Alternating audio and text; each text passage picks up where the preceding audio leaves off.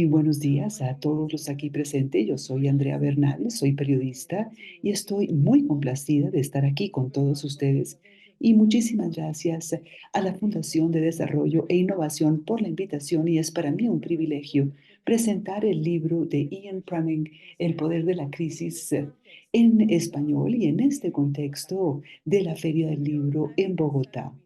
Es el politólogo más importante de Estados Unidos, que se estará conversando con el presidente Iván Duque de Colombia y esta conversación será una inspiración y muy interesante y nos van a ayudar a entender por qué la historia dice que necesitamos una crisis. Como bien dice usted, señor Bremer, es un placer tenerlo entre nosotros. Bienvenido, presidente Duque. Tienen ustedes la palabra.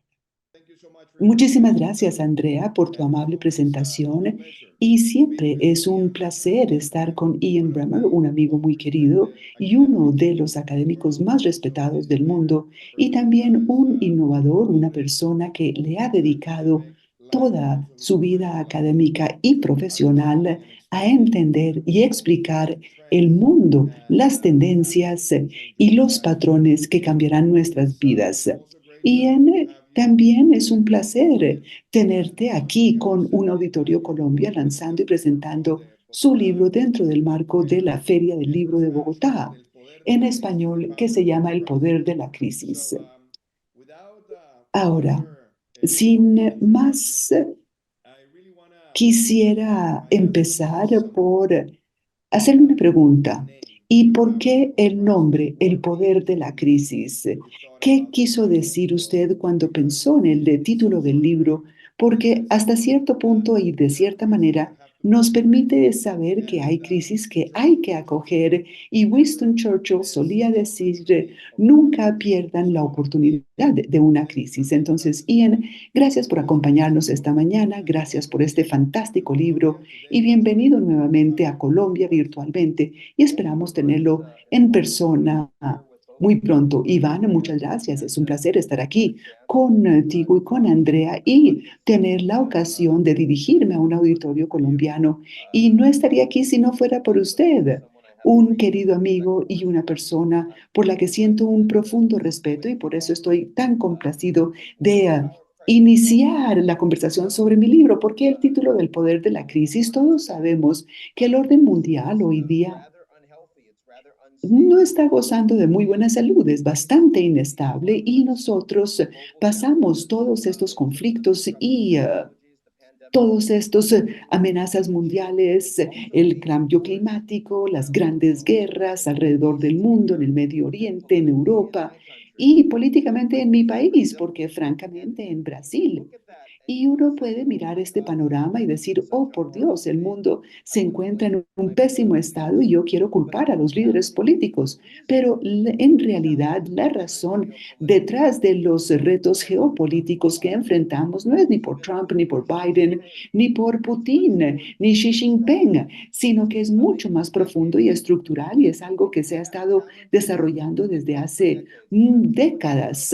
Y tenemos retos sobre el hecho de que el marco institucional no está dirigido con el equilibrio de poder y la forma de arreglarlo es a través de una crisis. La forma de arreglarlo es porque algo nos golpea tan fuerte que prestaremos atención. No es como decir, ah, sí, necesito ir al gimnasio, tengo que ir al gimnasio y nunca vamos porque estamos ocupados. Y de repente nos da un infarto y vamos donde el médico y el médico te dice cambia tu estilo de vida y ahí sí lo cambias. Y eso es lo que estamos enfrentando en todo el mundo en este momento. Yo no estoy tratando de subestimar la naturaleza de los retos que enfrenta el mundo, pero lo que sí estoy diciendo es que las semillas de un nuevo orden mundial más funcional no se encontrarán en las elecciones, tampoco se encontrarán en la izquierda o la derecha, se encontrarán en las crisis que están sacudiendo tanto al orden mundial que nos obligará a responder de manera efectiva. Y lo que yo quisiera hacer con este libro y en esta conversación es procurar analizar algunas de estas crisis para ver dónde están las oportunidades realmente y si realmente estamos aprovechando las crisis que tenemos ante nosotros y si estamos permitiendo que éstas se desperdicien. Y para mí esa es la pregunta fundamental de si el mundo gira hacia la paz o, como dicen muchos líderes hoy día, sí, de manera casi apocalíptico, que estamos en una etapa de preguerra en este momento. Bueno, si nosotros tomamos los elementos que acabas de describir, tú dices en el libro, pues describes una serie de crisis para enfocar la conversación. Hablas de la crisis entre Estados Unidos y China. También tienes un capítulo fabuloso sobre la crisis climática y también hablas de las tecnologías disruptivas y también de las lecciones de la post-pandemia y las lecciones que todos debemos aprender. Pero tú los describes y en la edición en español se tiene un capítulo sobre Ucrania y Rusia. Pero, ¿cuáles son esas crisis que usted cree que debemos acoger y por qué las escogió como la forma de transmitir el mensaje y sensibilizar a la gente sobre la importancia de estas crisis con el fin de, primero, evitar algunos de las cosas que algunos creen son inevitables y también cómo cree usted que esta crisis nos va a permitir tener un mejor desempeño en décadas futuras? Yo creo que la única crisis que no debemos acoger ni darle la bienvenida es la pandemia. Y lo digo porque la hemos superado, ya está en el espejo retrovisor, estamos viviendo normalmente, tenemos nuevas tecnologías y estamos incluso en esta videoconferencia, cosa que no habríamos hecho si la pandemia no nos lo hubiera facilitado. Pero la realidad es que el mundo no es más capaz de responder a una pandemia y ciertamente no tenemos las instituciones mundiales fuertes y yo diría que nuestras instituciones son más débiles.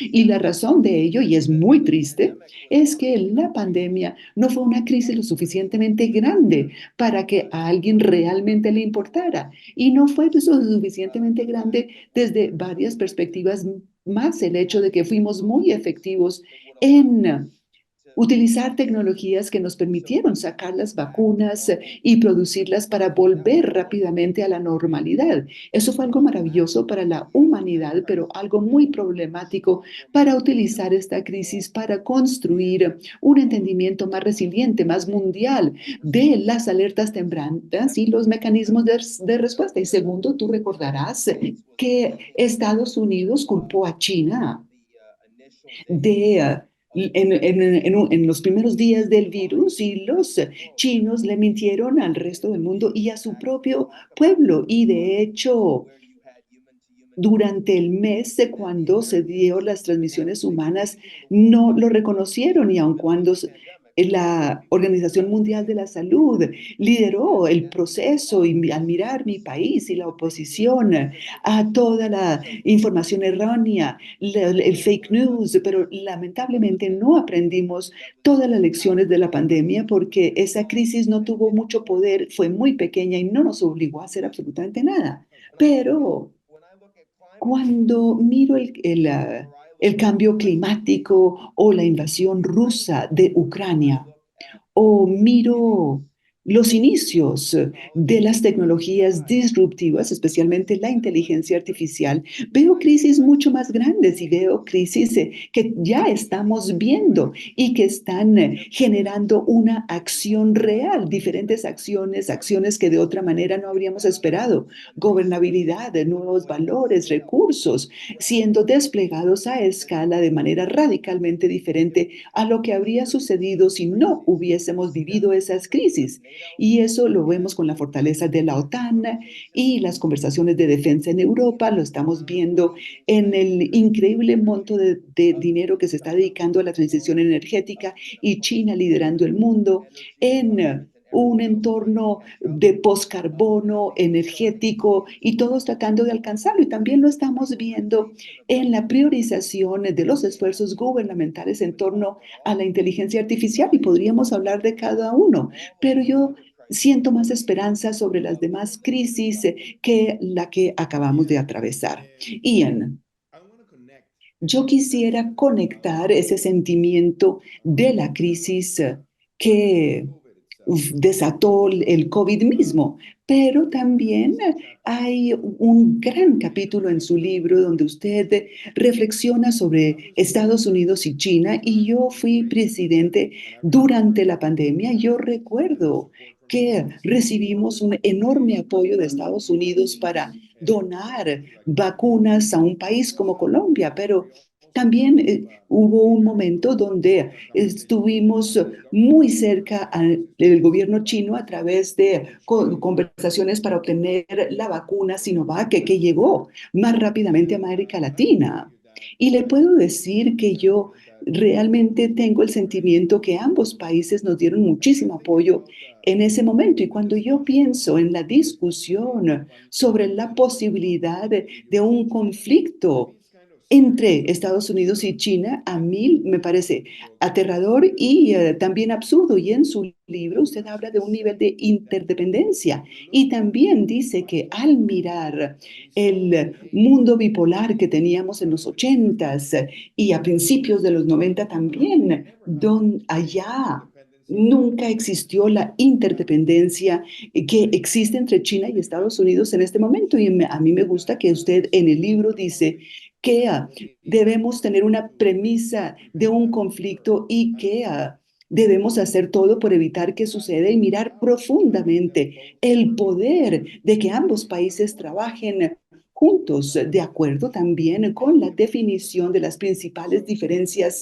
entre ellos. Entonces, ¿por qué no nos amplía un poco el tema y nos cuenta qué lecciones podemos extraer y por qué no permitir que surja ese conflicto que muchos están prediciendo es tan importante para el mundo? Y permítame decir una cosa más, y es que la interdependencia en términos económicos, y para darle un ejemplo, China es el principal dueño de los bonos del Tesoro de Estados Unidos. Entonces, ampliemos ese tema. Tiene usted toda la razón, Iván, y es la realidad, y nosotros podemos, y todos hemos oído hablar de la Guerra Fría entre China y Estados Unidos, otros han hablado de la inevitabilidad de una guerra entre Estados Unidos y China, pero la realidad es que al mirar alrededor del mundo, nadie quiere esa Guerra Fría por fuera de China y Estados Unidos.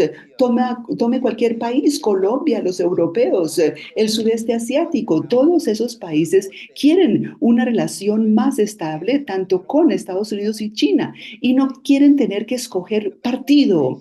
Miren las empresas.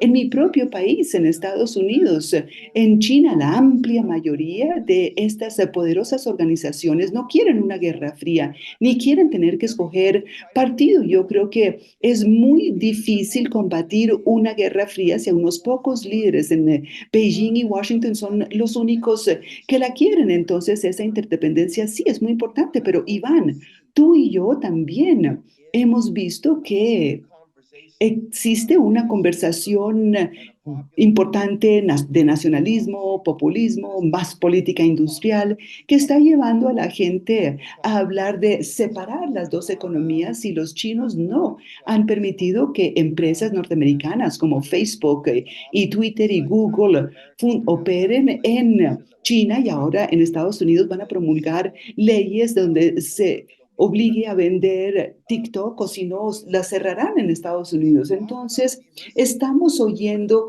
esta conversación de reducir riesgos, del de-risking, pero en realidad lo que se trata es hacer que cada país sea menos interdependiente del otro. Y con esto le voy a decir dos cosas, una negativa y una positiva. La negativa es que cuando yo miro Taiwán, yo veo un país que en este momento es increíblemente importante para Estados Unidos y para China porque producen una gran cantidad de semiconductores que son fundamentales para ambos países, para la economía de ambos países hoy y en el futuro. Y los americanos quieren desarrollar y construir más semiconductores en Estados Unidos, y eso es comprensible porque están procurando crear su propia fuerza de high tech y a través de su propio emprendimiento, pero también están colocando controles sobre las exportaciones de los semiconductores para que los chinos no los puedan conseguir en Taiwán y están construyendo los suyos. Por lo que está pasando acá, Iván, es que Taiwán se está convirtiendo con el tiempo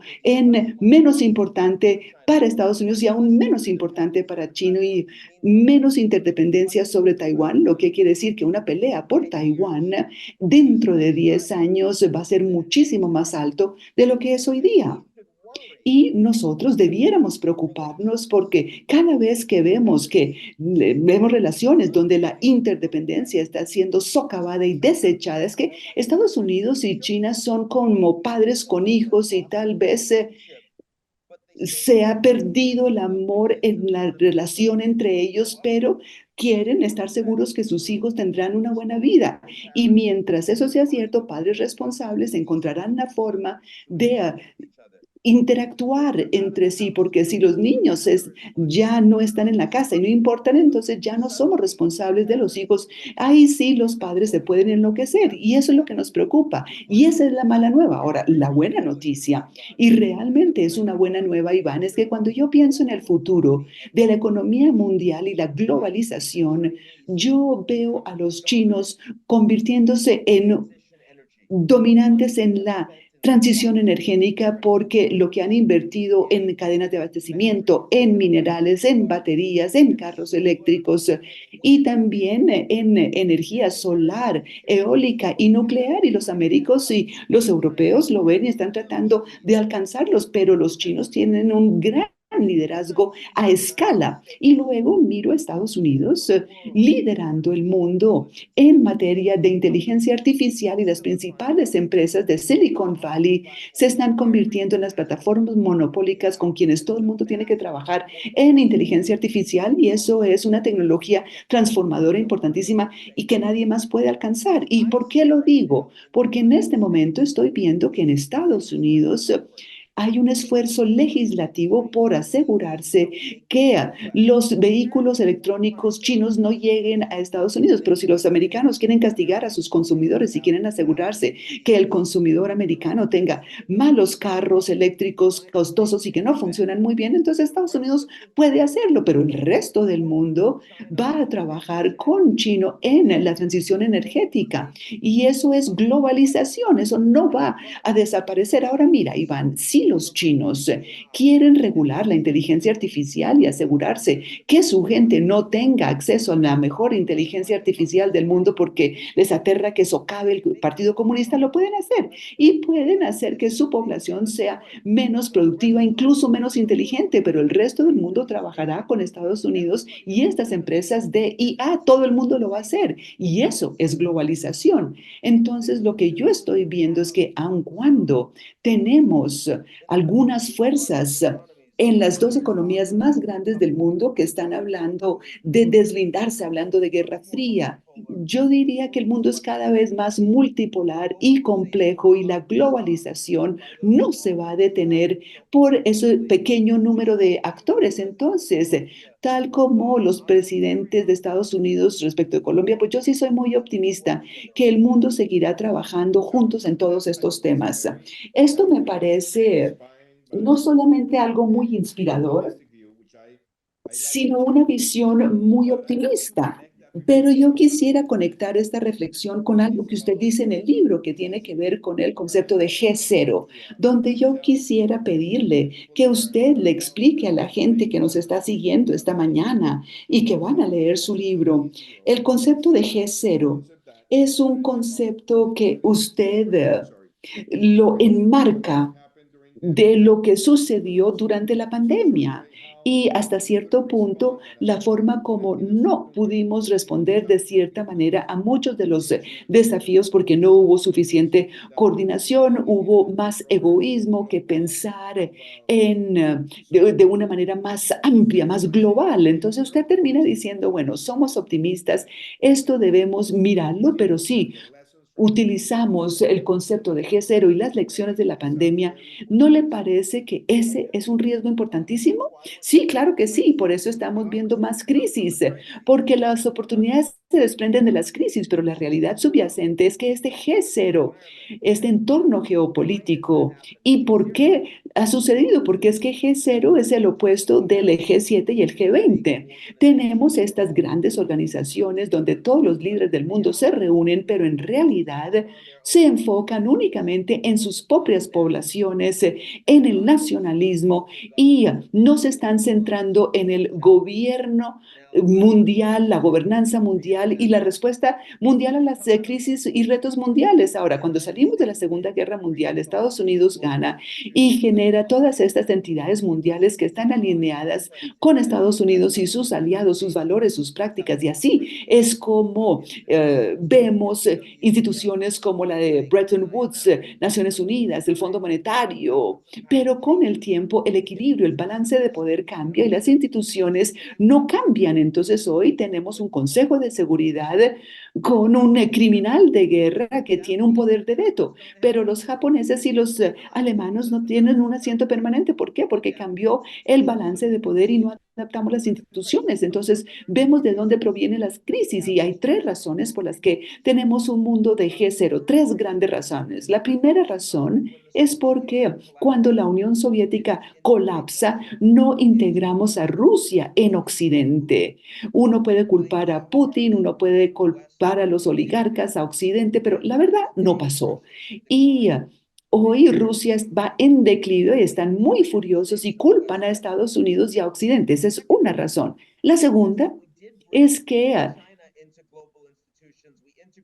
integramos a China en la economía y las instituciones mundiales sobre la premisa de que a medida que se enriquecían se iban a occidentalizar y que iban a dejar y que iban a hacer que sus instituciones políticas se asemejaran más al mundo libre y las democracias. Ahora sí se han enriquecido, es una economía de ingresos medios, la economía, la segunda economía más grande, el acreedor más grande del mundo en desarrollo, pero no se parecen más al occidente, siguen siendo un Estado que lo controla todo, es un Estado capitalista, es autoritario y en los últimos 10 años hemos visto que se han convertido aún más así. Los americanos y Occidente no se siente cómodo con eso. Y la última razón es porque aun cuando las dos primeras cosas han sucedido, hemos tenido decenas de millones de personas en democracias que sienten que sus propios líderes y gobiernos no los están representando, que sus propias democracias no son legítimas. Y ese es un problema en mi propio país, Estados Unidos, donde la única cosa en la que están de acuerdo políticamente los americanos es que el otro lado está tratando de destruir la democracia. Todos están de acuerdo con eso, todos los que están a favor de Trump o de Biden dicen que el otro está tratando de destruir la democracia. Y uno coloca esos tres factores estructurales y los junta y llegamos a G0. ¿Y cómo nos salimos del G0? Pues necesitamos una crisis. Una crisis es lo que hará que se reformen las instituciones y se creen nuevas instituciones que a lo largo de los últimos 30, 40 años no creíamos necesitábamos hacer, no queríamos hacerlo, era demasiado fácil. Les voy a dar un ejemplo. La guerra rusa en Ucrania está en su año número 11. Invadieron a Ucrania en el 2014, luego y anexaron a Crimea de manera ilegal sin disparar un tiro y ahora están enviando tropas a Ucrania. Usted y yo lo recordamos divinamente. Y esa no fue una crisis lo suficientemente grande y nadie hizo nada al respecto. Sanciones mínimos, nadie castigó a los rusos, nadie le dedicó dinero a la guerra, ni a la OTAN, ni a la defensa. Y los alemanes abrieron los poliductos, es decir, no fue una crisis lo suficientemente grande para impulsar la acción. Y Putin en el 2022 lo mira y dice, sí, miren, no les importa, no van a hacer nada, entonces yo voy a ir a invadir toda Ucrania. ¿Y qué hizo OTAN? Su primera respuesta fue sacar a Zelensky. Y si Zelensky hubiese sido un poquito menos valiente, si su personalidad se acercara más a la de Ashraf Ghani de Afganistán, quien se montó en un avión y salió, mientras que Zelensky se quedó a defender su país.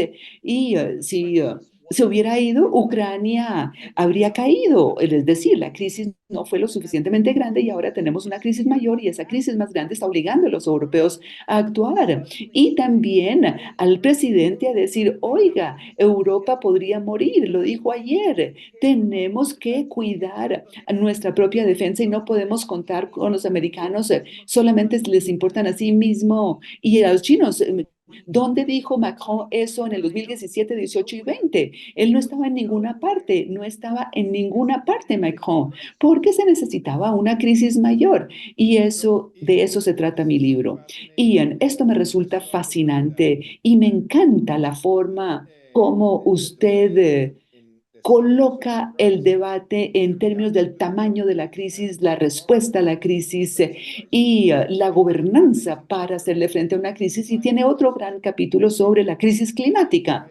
Entonces, permítame plantearle la siguiente pregunta. ¿Usted cree que nosotros como, es decir, la comunidad internacional, estará en capacidad de hacerle frente a los retos que van a desprenderse de la crisis climática con las estructuras de gobernanza que tenemos hoy día? Y permítanme plantearle un elemento aún más preciso. Yo tengo la sensación de que muchas de las soluciones a la crisis climática han sido lideradas por y creadas por el hemisferio norte, pero yo creo que el hemisferio sur se lo han dejado de lado en cierta medida y para ser realmente parte de la solución. Y lo que es aún más importante, los hotspots como la cuenca de la Amazonía o del Congo, estos elementos que son definitivos para lograr soluciones positivas para la naturaleza han sido dejadas por fuera del gran debate de movilizar grandes recursos.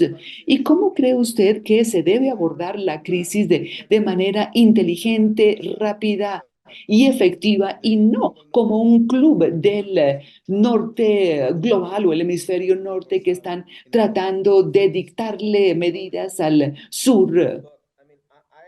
A ver, yo creo que las soluciones al cambio climático que han llegado demasiado tarde, porque esto es igualito a la situación rusa. Tuvimos décadas de cambio climático, teníamos empresas muy poderosas que hicieron todo lo posible por mentir, oscurecer y utilizar su poder para evitar que le hiciéramos frente a un creciente cambio climático, pero a medida que el reto se hizo más grande, se volvió más mundial, a medida que los jóvenes se fueron enfureciendo más, entonces esto se convirtió en un crise de corps y de repente empezamos a ver verdaderos cambios en las estructuras de poder para responder al clima. Ahora, yo no me atrevo a decir que esto lo inició el gobierno y los gobiernos. Yo diría que lo hicieron los bancos, porque miramos las entidades financieras, especialmente aquellas que manejaban pensiones y lo hicieron durante 10 años con un horizonte de tiempo más largo, se dieron cuenta que las inversiones en energía térmica a carbón iban a ser útiles porque iba a salir una gran legislación en su contra. Entonces empezaron a meterle mucha plata a las nuevas tecnologías y eso fue transición de los fósiles a gas natural y el gas licuado. Y empezamos a sacar nuevas tecnologías y a medida que eso fue creciendo a escala, empezamos a ver que solar, eólico y cada vez más la geotérmico y la nuclear a escala son más baratas que el carbón y con el tiempo se harán más baratas que el petróleo. Entonces, mire, es muy difícil decir que el clima es algo respecto a lo cual uno puede ser optimista cuando seguimos viendo que los océanos del mundo se están calentando, al igual que la temperatura de la superficie terrestre y todos estos temas que a usted y a mí nos preocupan muchísimo. Pero yo igual sigo siendo un optimista respecto del clima porque estoy plenamente convencido que en los próximos 30 años vamos a estar en un mundo donde la mayoría de la energía provendrá de fuentes post-carbón, que son abundantes, que están descentralizadas y que son baratas. Y eso quiere decir que nuestros nietos van a vivir experiencias que nadie más ha tenido en el mundo. Creo que ellos van a tener una energía mundial sostenible disponible a todos. ¿Y esto quién lo está impulsando? ¿El norte? Podríamos decir que el norte empezó a impulsarlo, pero yo veo que esto lo está liderando es la China.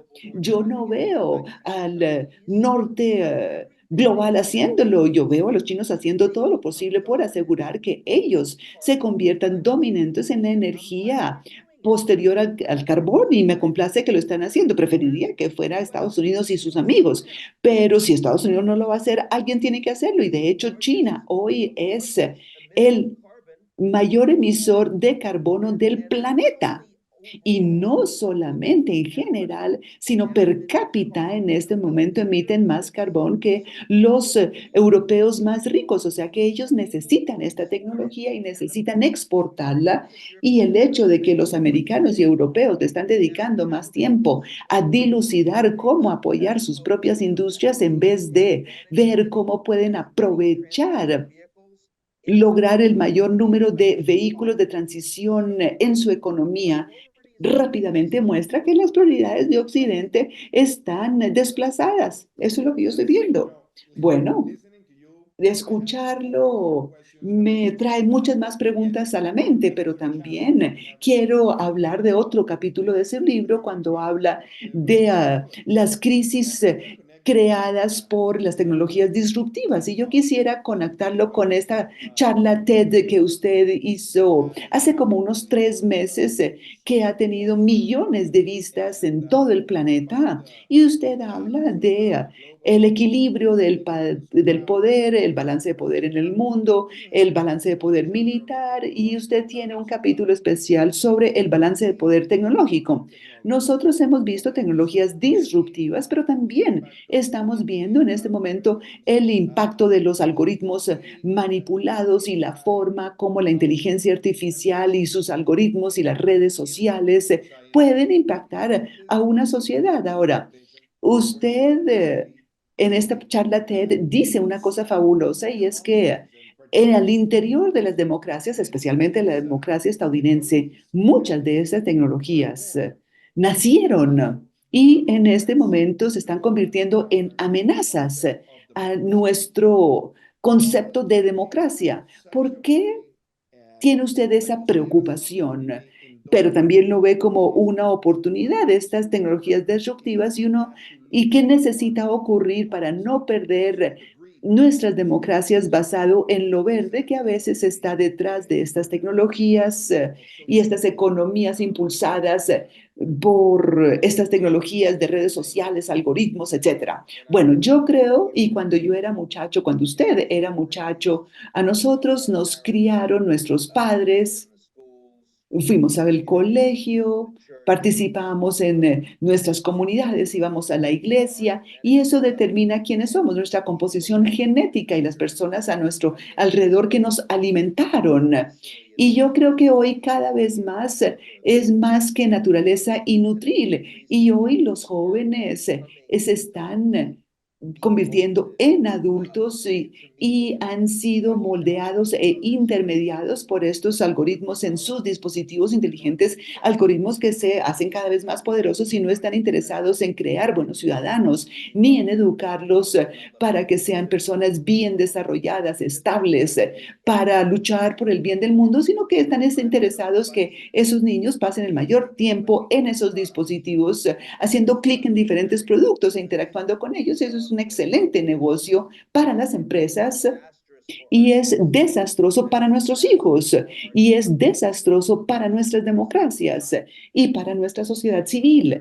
Entonces, a mí me emociona sobremanera la inteligencia artificial. Creo que es una tecnología que hará que todas las personas del mundo tengan acceso a salud de clase mundial, va a reducir los desechos, mejorar la eficiencia en las empresas en todos los sectores del mundo y lo va a hacer de manera explosiva y rápida de formas que va a impulsar la globalización y por eso me entusiasma tanto la inteligencia artificial. Pero así como usted y yo nos beneficiamos de la industrialización y el crecimiento global, pero nadie quería costaría pagar el costo de vertir carbono a la atmósfera y destruir la biodiversidad. Y esas empresas que se enriquecieron con este crecimiento también son responsables de este impacto negativo en el planeta. Y resulta que ahora tenemos empresas de inteligencia artificial que serán responsables por un crecimiento mundial increíble, pero también serán responsables por destruir muchas cosas y por hacerle daño a la salud y bienestar de nuestros jóvenes. Y ellos tendrán que asumir esa responsabilidad. Ahora, cuando yo miro el futuro de la inteligencia artificial, veo una tecnología que se mueve mucho más rápidamente que los gobiernos. Y de hecho, sí creo que en los próximos 5 años el futuro de nuestra sociedad probablemente estará más determinado por la naturaleza de la tecnología y el modelo de negocios de las empresas que han desplegado exitosamente la IA a un nivel mundial que lo que hacen los gobiernos. Y eso sí es aterrador, porque eso lo que significa es que los gobiernos probablemente no podrán gobernar la inteligencia artificial por sí mismos, necesitarán una gobernanza híbrida para trabajar con las empresas de tecnología para hacerlo juntos. Y esto ya lo estamos viendo en el cambio climático. Los gobiernos no lo pudieron hacer solos. Necesitaban a los jóvenes, a los bancos y también un enfoque multi actorial para asegurar que teníamos escala suficiente para salir del petróleo, el gas y el carbón. Pues va a tocar hacer lo mismo si queremos proteger nuestras democracias, porque no bastará con decir, ah, no, es que el gobierno va a trabajar en esto. No lo van a hacer lo suficientemente rápido y tendrán que desplegar de la mano de las corporaciones y trabajar juntas. Y va a ser incómodo, va a generar una nueva arquitectura porque a las cumbres de los COPs, como la de biodiversidad, que Colombia va a ser el anfitrión, son instituciones nuevas y las creamos después de las crisis del cambio climático. Vamos a tener que desarrollar y construir nuevas instituciones híbridas para responder a las crisis que se desprenderán de la IA y una de esas crisis va a ser la falla de nuestras democracias. Ian, yo estoy convencido que eso es tan atinado que yo quisiera conectar esta reflexión, como ya se nos está acabando el tiempo, con un par de preguntas rápidas, porque estoy totalmente de acuerdo. Ucrania y lo que va a suceder o qué cree usted va a suceder en los próximos meses. Porque Ucrania está relacionada con la democracia. Ojalá la democracia prevalezca, también está relacionado con nuevas tecnologías de guerra, relacionado con guerras de comunicación e información que estamos viendo constantemente, y también implica que el sistema de gobernanza entero del mundo, no solamente la Unión Europea, Estados Unidos, hasta en cierta medida la ONU y la OTAN, tendrán que mirar esto muy de cerca, porque si lo que sucede no es bueno en términos de debilitar el sistema ucraniano, los riesgos de una mayor expansión militar, e inversiones militares y las tensiones militares van a ser mucho más altos. Entonces, denos, por favor, una idea de cuál cree usted es la dirección que esto va a tomar.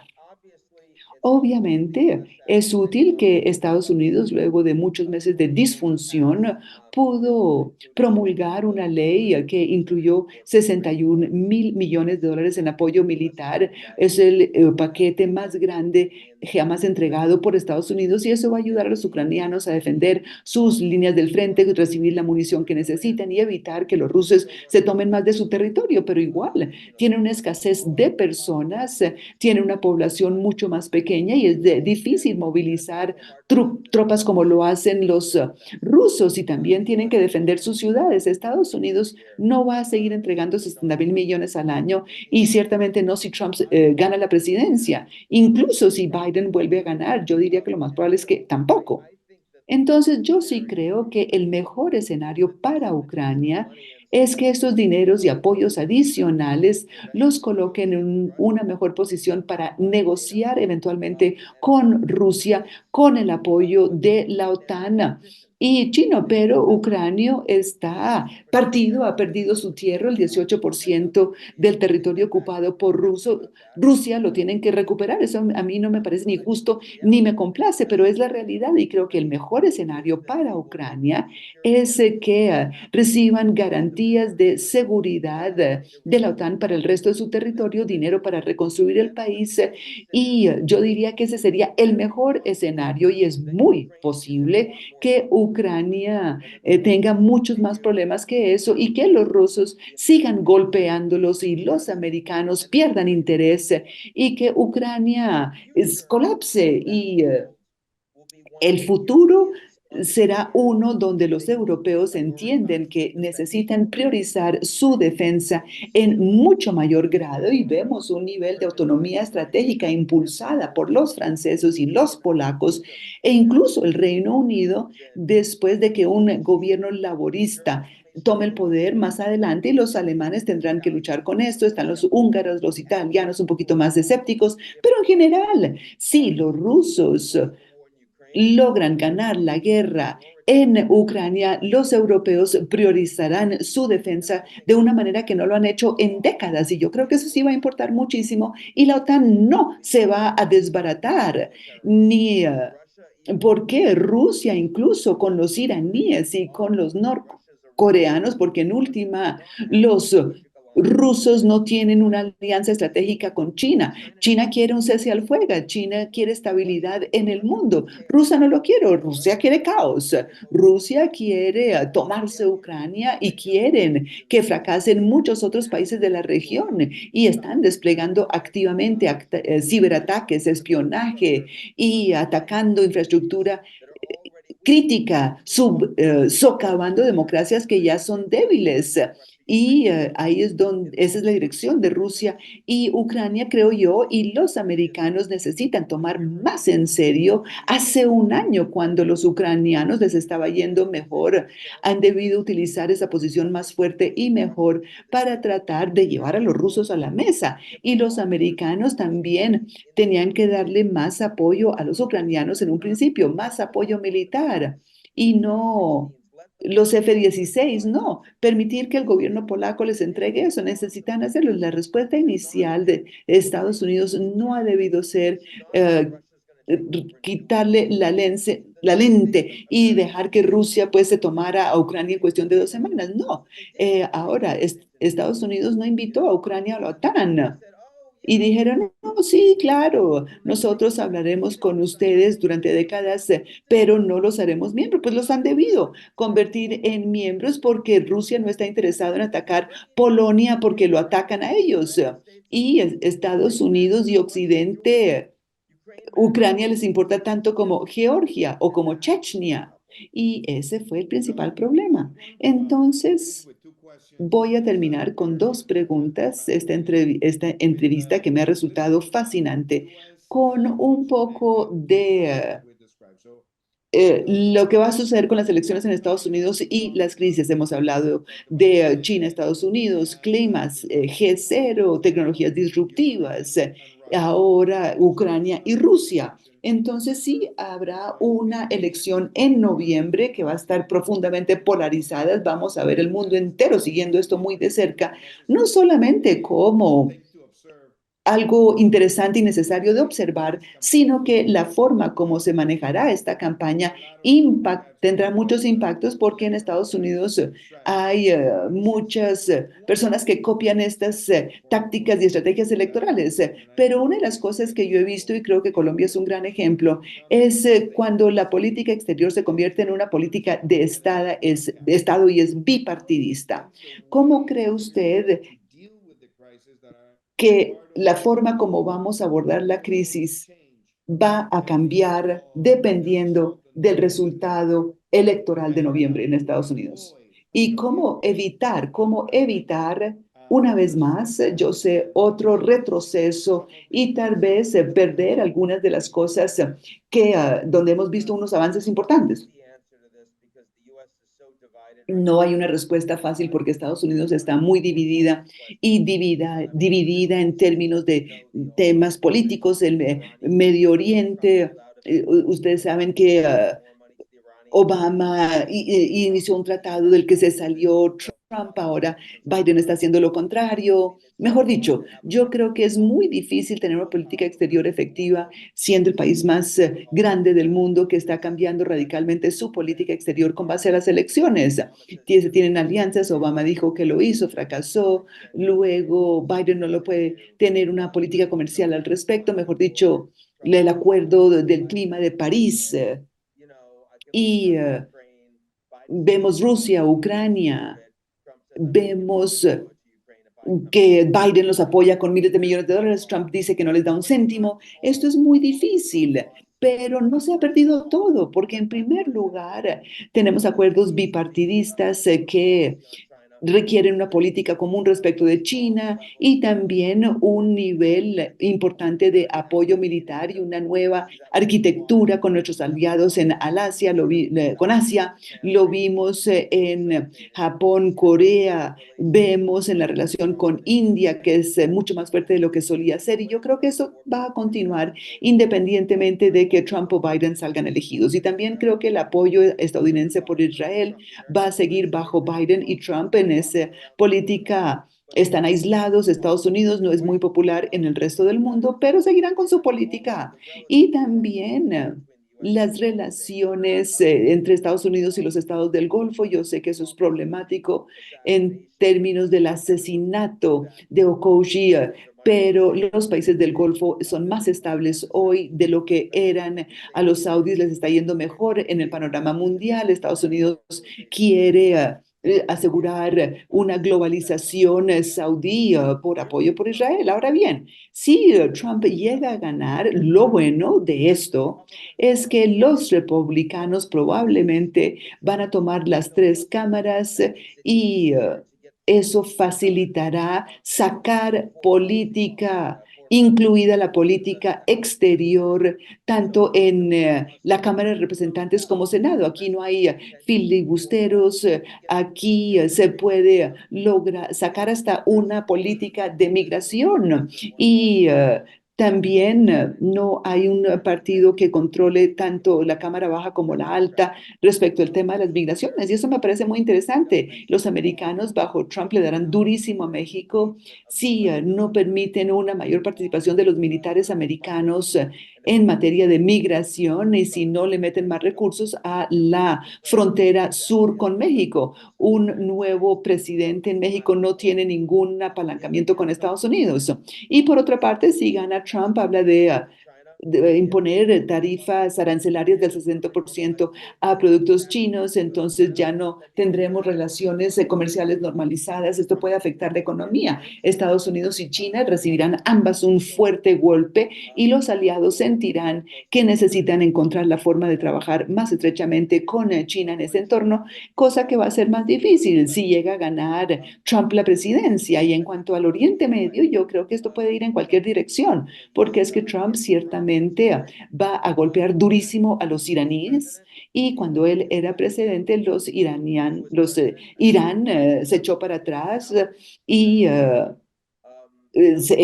Trump sacó a las tropas del país y algunos de estos proxies, estos sustitutos, dada la naturaleza de la guerra en Gaza, podría llevar a ataques aun cuando el gobierno iraní no quiera. Y Irán tiene un líder supremo de 84 años que ya parece tener cáncer de próstata y los 300 misiles que lanzaron contra Israel sorprendió a todos, incluidos los israelíes.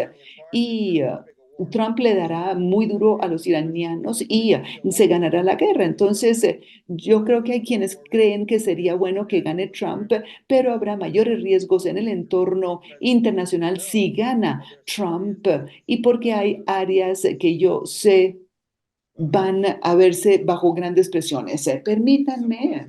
No, es que es fascinante, fascinante oír sus respuestas porque implican muchas reflexiones. Pero permítanme plantearle la última pregunta. Usted mira América Latina con frecuencia, usted ha tenido muchas reuniones, yo tuve el honor de invitarlo a hablar con el gabinete, hablar de temas de planeación cuando yo era presidente, y usted siempre ayudó a algunos países a identificar cosas que no son fácilmente predecibles.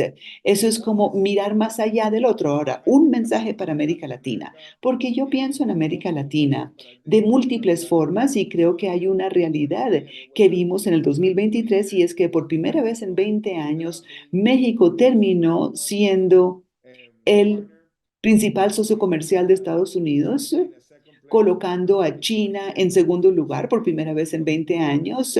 También hemos visto grandes flujos de inversión, pero América Latina también es un posible proveedor de energía limpia, de alimentos, en un mundo de inseguridad alimentaria, en un entorno mundial por los efectos del cambio climático y también vemos a la América Latina como el lugar donde pueden surgir nuevas tecnologías ya que se está dando una expansión de las clases medias. O sea que hay muchísimas formas como América Latina está relacionado con las múltiples crisis que usted menciona en su libro. ¿Hay algún mensaje que usted quiera compartirle con América Latina sobre cómo debe jugar la región en este entorno G0 y la crisis de las tecnologías disruptivas y la relación China-Rusia? Sí, usted ha mencionado que hay muchos retos que se desprenden de la pandemia, la relación China y Estados Unidos y la relación comercial mexicana-Estados Unidos y la inversión china en México que están adquiriendo productos chinos y llevándolos a Estados Unidos. Y entonces, en una economía globalizada es difícil sacar eso y eso es algo que los chinos creen estar haciendo de forma muy efectiva, pero en esto es algo en lo que se centrará una posible administración Trump y sería interesante ver qué pasa con esa relación, pero yo estoy de acuerdo con ustedes. Yo creo que hay muchas áreas en donde América Latina debe estar más integrada con la economía de Estados Unidos, pero yo creo que América Latina está subinvirtiendo en educación y en inteligencia artificial. Brasil tiene una estrategia que está empezando a hablar de la política de IA y no está relacionada con la industria y yo dije que los americanos van a ser dominantes en cuanto a las principales plataformas de IA, pero en las aplicaciones de pequeños modelos lingüísticos, donde los conjuntos de datos son conocidos y pueden ser utilizados para mejorar sectores cómo mejorar la biodiversidad, cómo mejorar la producción alimentaria, cómo mejorar las medicinas tradicionales basadas en plantas y hierbas. Pero aquí hay mucho conocimiento en América Latina, en muchos países, y yo quiero ver que utilicen la IA para convertirlos en clase mundial y poder exportar todas estas cosas. Y eso no lo veo en este momento. Es que hay que ver quiénes son los mejores colombianos o brasileros que están trabajando en Silicon Valley en inteligencia artificial y deben formar parte de sus equipos asesores para el desarrollo y la estrategia de IA. Necesitamos los insumos de estas personas y que lo representen en Davos, en Múnich y en las grandes conferencias de inteligencia artificial que está organizando G7. América Latina está muy rezagada en esta conversación en este momento y tienen que a empezar a hablar, a hacer networking con las grandes empresas. Ian, usted nos ha dejado muchos elementos para discutir en el siguiente panel, donde vamos a hablar con nuestra audiencia en español sobre el poder de la crisis. Mis felicitaciones por su libro. Lo he disfrutado sobremanera. Leí la versión inglesa, disfruté la versión en español y quiero agradecerle a Planeta, la editorial, por ponerlo a disposición de la audiencia hispanoparlante. Invitamos a todos quienes están siguiendo este webinario y las personas que lo verán más adelante para que compren el libro en la Feria del Libro de Bogotá y no solamente que compren el libro, sino que la Fundación I+D iniciando debates con sus preguntas. Muchas gracias por su amistad, por haber tenido la generosidad de compartir su tiempo con nosotros. Estamos deseosos de tenerlos en Colombia muy pronto y yo debo decir desde lo más profundo de mi corazón que siempre resulta fascinante ver cómo usted nos permite abrir los ojos y algunos de sus comentarios que nos deja con la boca abierta al analizar las tendencias mundiales. Y Ian, estamos deseosos de leer su próximo libro. No sé cuándo va a salir, pero sí espero que en su próximo libro algunas de las conversaciones que se van a desatar en América Latina formen parte de su próximo libro. Usted es una persona muy respetada en nuestra región y quisiera agradecerle su presencia esta mañana. Muchísimas, muchísimas gracias. Gracias, mi querido amigo. Siempre es un placer y un privilegio. Para mí es un placer haber estado acá y ojalá nos veamos en persona muy pronto. Muchísimas gracias, Ian. Nos veremos pronto. Muchas, muchas gracias, señor presidente. Muchísimas gracias, Ian y señor Bremer. Creo que el señor Bremer se retiró. Sí, teníamos unas preguntas para él, pero tal vez podremos hablar con él más adelante. Sí, él ya no nos acompaña. Sí, sí, se fue. Bueno, muchas gracias, presidente, por esta conversación tan iluminadora, porque nos lleva a pensar en muchas cosas que están sucediendo en nuestro mundo y gracias por esta oportunidad. Gran entrevista, señor presidente. No sé si este es el inicio de mi carrera periodística, pero me despido y los dejo en la conversación con nuestros panelistas. Y ahora queremos escucharlos a ustedes. Yo ya me desconecto y dejo que nuestros panelistas, con toda la autoridad y el conocimiento que tienen, pues puedan abordar esta conversación. Estaré ya siguiéndola sin estar en cámara y agradecerle a Pablo Navas, el rector de la Universidad de los Andes, agradecerle también a Andrés Molano, a Jessica, a Andrés y por supuesto a nuestra increíble moderadora Andrea Bernal. Les mando un saludo muy especial y espero que con todo lo que dijo Ian de tantos temas podamos tener también una conversación nutrida analizando este maravilloso libro, El poder de la crisis. Presidente, mil gracias. Muchas gracias, presidente. Gracias a todos. Quizás Gusto de verlo, presidente. una conversación o una conclusión corta o un comentario muy corto. Y me gustaría tal vez empezar por Jessica Fayeta, que estaba muy interesada, como todos, en esta conversación con el presidente y el señor Bremer. Jessica, muy corto, pero que nos dé unos puntos de lo que tú sacas del libro que estamos hablando hoy del señor Bremer. Bienvenida. Bueno, un gusto estar de nuevo, Andrea, qué gusto verte y pues compartir con Andrés, con Pablo y por supuesto con oírle de viva voz al autor. Mira, este libro, a pesar de que habla de crisis y las crisis muy profundas, en el fondo es un libro que yo lo encontré positivo porque él pone mucha fe en la humanidad. Dice que, bueno, al final del día, cuando ya la crisis va a ser la más grande de todas o la peor crisis, la humanidad va a poder colaborar y va a ponerse junto. Y en eso se basa con varios ejemplos alrededor de los últimos dos siglos. También lo encontré bastante pragmático y realista porque él dice que, bueno, esta colaboración, sobre todo una colaboración internacional que es muy necesaria, no tiene que ser colaboración en todo, ni tienen que ser todos a la vez colaborando, ni tiene tampoco que ser sobre todos los problemas, pero sí con algunos países que quieran venir juntos a resolver y que, por supuesto, hagan una masa crítica de poder resolverlos y al mismo tiempo que se pueda ir avanzando. Y en eso pues le pone un fe al multilateralismo, diría yo que vengo de 30 años de ser funcionaria de la ONU, pues eso para mí ha sido refrescante, pero al mismo tiempo un multilateralismo limitado por un lado, pero también reformado, actualizado a lo que realmente, como está el mundo, y reconoce que dentro de eso, pues las divisiones son las divisiones en el que el mundo en que estamos, que cada vez las vemos más, pues de todas maneras es posible llegar a algunos acuerdos. Y para mí eso ha sido muy, muy importante como multilateralista que me considero, de ver realmente de ver que una crisis puede ser el detonante para que también el multilateralismo se reforme, se refuerce, pero al mismo tiempo sea más realista y pragmático de lo que hemos tenido ahora en estos momentos. Esto diría yo de mi parte. Jessica, mil gracias. Me encantaría escuchar a Andrés Molano, que también nos está acompañando a esta hora con una corta reflexión. Andrés, bienvenido. Gracias, Andrea. Un saludo para todos y gracias a la Fundación I+D por esta oportunidad.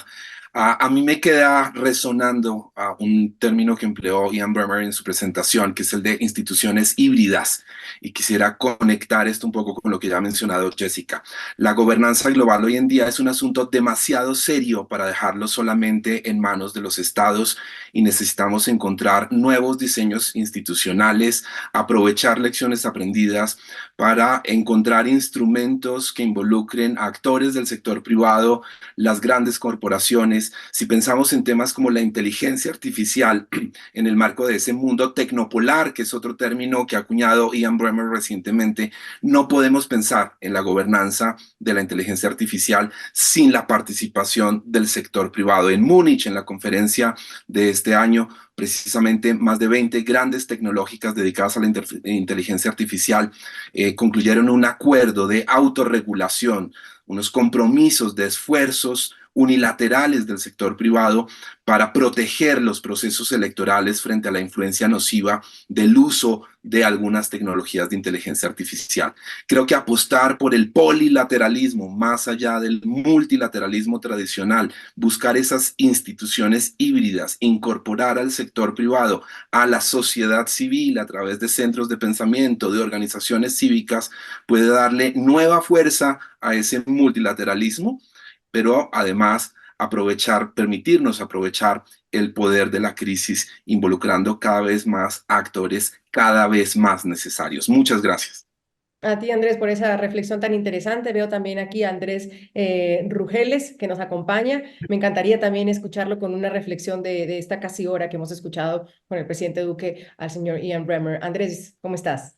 ¿Cómo estás, Andrea? Un gusto saludarlos a todos y yo dejaría tres mensajes principales. Yo empezaría diciendo el tono del libro es muy importante porque es un tono optimista, es ver el vaso medio lleno. Y ante estas crisis siempre hay que tener esa actitud propositiva, una actitud positiva y ver de cómo se puede superar estas crisis globales. Ahora, hay lecciones, cuando uno ve el COVID-19, hay una lección que dejó muy grande y es el mundo necesita una mayor cooperación y una mayor solidaridad en el marco multilateralismo renovado. Lamentablemente, lo que vimos con COVID-19 no fue eso. Vimos más que todo tensiones nacionalistas, vimos cómo las vacunas se convirtieron en instrumentos de protección nacional en vez de cooperación global, como deberían ser. Luego, acá hay un llamado importante es cómo el mundo, ante estos nuevos retos, va a poder fortalecer estos esquemas de cooperación y solidaridad. Ya hay algunos que dicen en el tema específico, por ejemplo, de los de salud, que deberíamos tener un cuerpo de emergencias sanitarias globales, es decir, un gran departamento de bomberos para las pandemias, pero eso no está ocurriendo hoy. Y esto es un llamado a atención a nivel global, debemos encaminar estos esfuerzos hacia el futuro. Un segundo comentario es, Ian Bremmer menciona 3 crisis, salud, cambio climático y tecnología. Yo le agregaría una cuarta, y es democracia. Cuando vemos el estado de democracia a nivel global, vemos que hay un retroceso muy importante. Ojo, no solo en América Latina, sino a nivel global. Vemos la emergencia de gobiernos cada vez más autocráticos, populistas, y acá hay un llamado a repensar la democracia a nivel global y los instrumentos de protección de la democracia a nivel hemisférico e internacional. Y un cuarto punto, o tercer punto, es cómo llega América Latina ante estas triple crisis. Y acá hay un gran interrogante, es ¿qué va a hacer América Latina frente al fortalecimiento de sus temas de salud, frente a los rezagos de tecnología que tiene hoy, que Ian Bremmer lo mencionó muy claramente, y cómo aprovechamos las ventajas que tenemos hoy en materia de medio ambiente, diversidad, para hacer una contribución efectiva a nivel mundial? Son preguntas que hay que pensarlas muy seriamente, pero más que preguntas, es un llamado a la acción de los líderes de América Latina y a tomarse en serio el futuro de la región. Gracias, Andrés. Pues nos dejan pensando. y repensando muchas cosas el día de hoy. Buena manera de terminar una semana, de empezar un viernes. Y gracias a todos, gracias a la Fundación Innovación para el Desarrollo por esta oportunidad de haber escuchado a Ian Bremmer hoy con su libro, que pues ahora sale en español y una opción para todos en América Latina. A todos, mil gracias, ha sido un gusto y que tengan un excelente resto de día y buen fin de semana.